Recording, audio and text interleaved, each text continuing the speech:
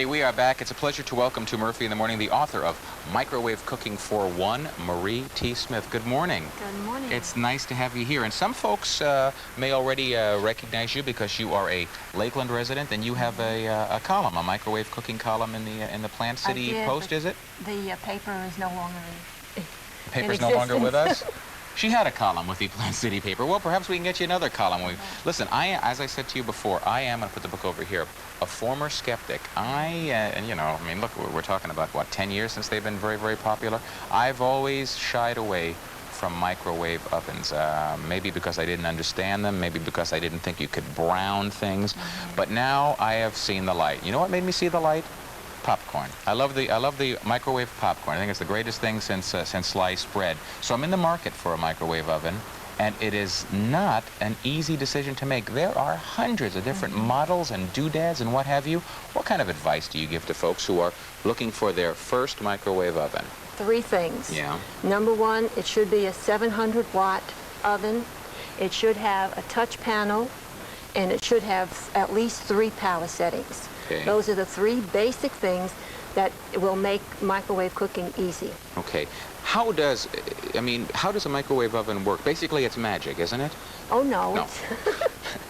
It's not magic, but it isn't close to it. The magnetron tube sends microwaves into the oven, and anything that's inside the oven is composed of molecules, and it will activate the molecules. And the molecules will rub against each other at such tremendous speed. I mean, they're just fantastically fast. And as they rub together, they produce heat the way you do when you rub your hands. Yeah. I mean, it always amazes me that you can take a roast that is boiling hot, and yet you can just take the old pan that it's in, and it doesn't get warm. Well, that's because the microwaves are attracted to certain things first. Liquids, sugar, grease. And so it wouldn't touch the pan unless there was nothing else in the oven. I got you. That's one reason why you should never put anything in the microwave oven empty except a browning utensil. Okay, I'll tell you what. Oh, excuse me. I was going to say, why don't we start cooking something and see what you're talking about. Also, you may want to take a look at the phone numbers. If you have any microwave cooking questions, I forgot to mention that at the top. We'll do our best to answer them for you today. What are we going to do first here? And I am your assistant. We're going to have a cheeseburger first. Love cheeseburgers. And that will show you how you brown meat in the microwave. Yeah, I know. You put cinnamon on it, right? No. Okay. I've already gone ahead and cooked 2 slices of bacon to save us some time.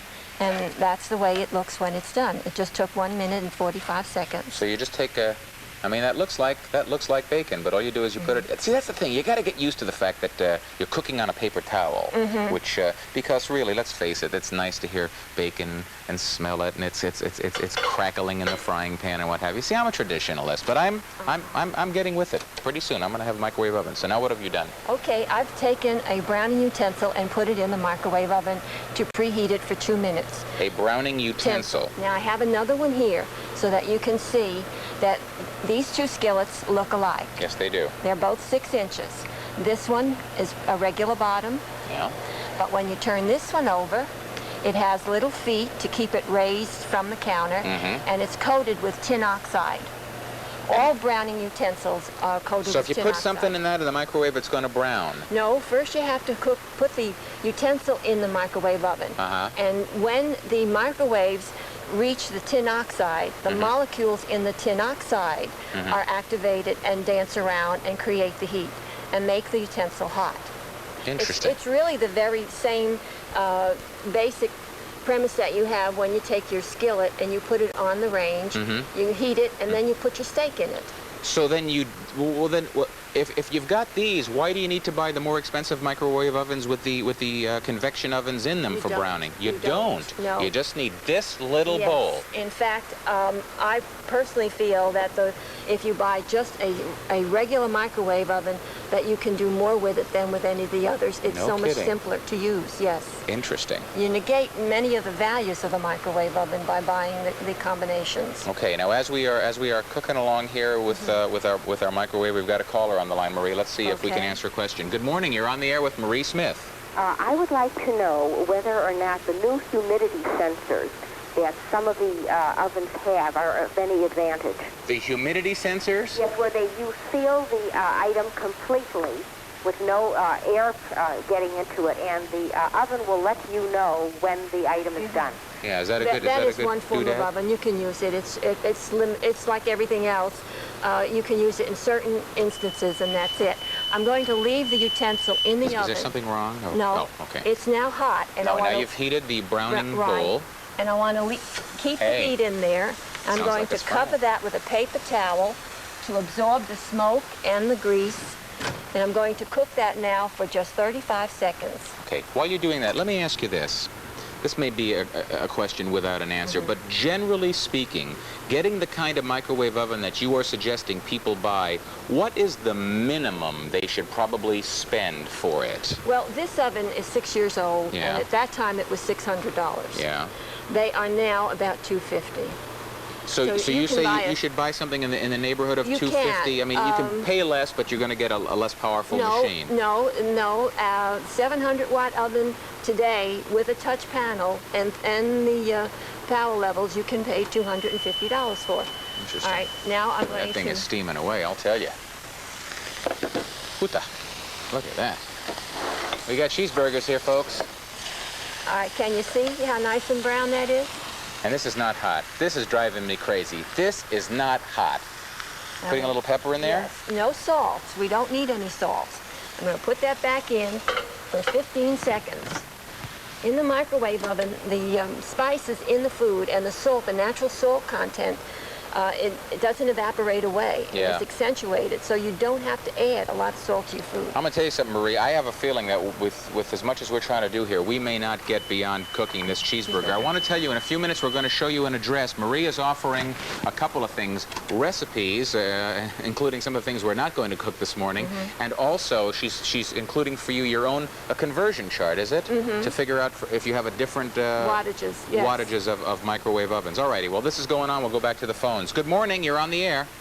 Bill, Hi. I have a microwave, which is a carousel, which I bought just before one of these places closed down. And my dishes get hot. Why? Your dishes get hot? Oh, look at the cheeseburger. Yeah, in the microwave. Why do you think her dishes get hot in her microwave, All right, Marie? You have to use certain dishes? They will get hot by convection. I'm going to let you put the tomato on top of that. We got the cheeseburger, we got the bacon. You know, I can't eat it this morning either because I have to go take a special test. I'm not well, folks, but I will give this to someone in our studio audience. Put a couple of slices on top. Put Just the bacon. A couple of slices of tomato. How about some pickles? No, just put those on the dish. Pickles on the dish. Okay.